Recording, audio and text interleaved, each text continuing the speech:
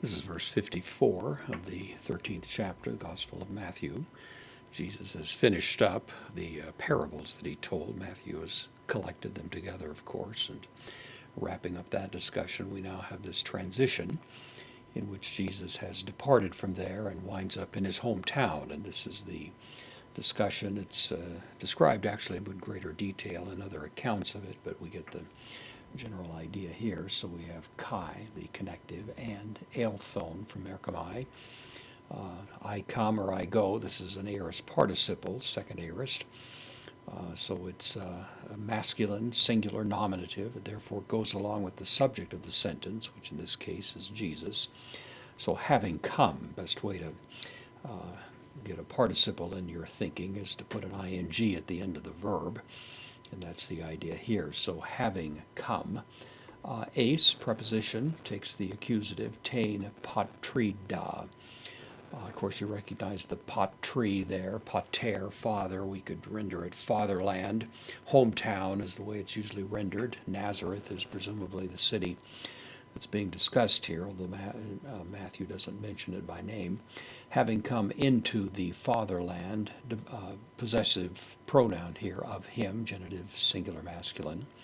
Having come into his hometown, a didasken from didasko, I teach, third person singular, imperfect active indicative, suggesting ongoing action. So maybe he was teaching over several Sabbath days. That's the impression, at least. He was teaching autus, them, referring to the inhabitants of this town. This is the accusative, plural, of the masculine pronoun, so he was teaching them in preposition with the dative te synagoge, in the synagogue. Auton, possessive pronoun, genitive, plural. So he was teaching them in their synagogue. And then hosta, so that, sometimes can take the subjunctive. It can also be used with the infinitive, as we have it here. So that epleisesthai. This is from epleso, the play there, those three letters, play. We get the word plate from that. It means to flatten something. A plate is flat, of course, and this is the idea of being stunned, in a sense, being flattened. The ek adds a little bit of additional emphasis to it, so they were astonished. This is the present autus here, because infinitives will take the accusative as their subject. So they were in a state of being stunned or astonished, flattened, you might say. Kai, and then legein, another present infinitive.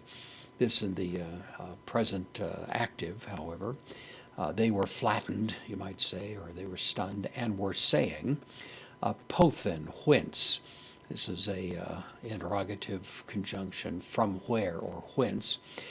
Tuto, this is the dative of reference, so whence with respect to this man would be the idea. The dative, masculine, singular. So whence with respect to this man, he, the Sophia, the wisdom, haute, or haute, demonstrative is modifying Sophia. So whence with respect to this man, this wisdom, kai hai, the article in the plural, dunamis, and the miracles. So have the idea that Jesus, of course, hometown boy, has left, and he's got a reputation that's been following him, and now he comes back to his hometown. And rather than welcoming him with a ticker-tape parade, of course, they're rather skeptical of him.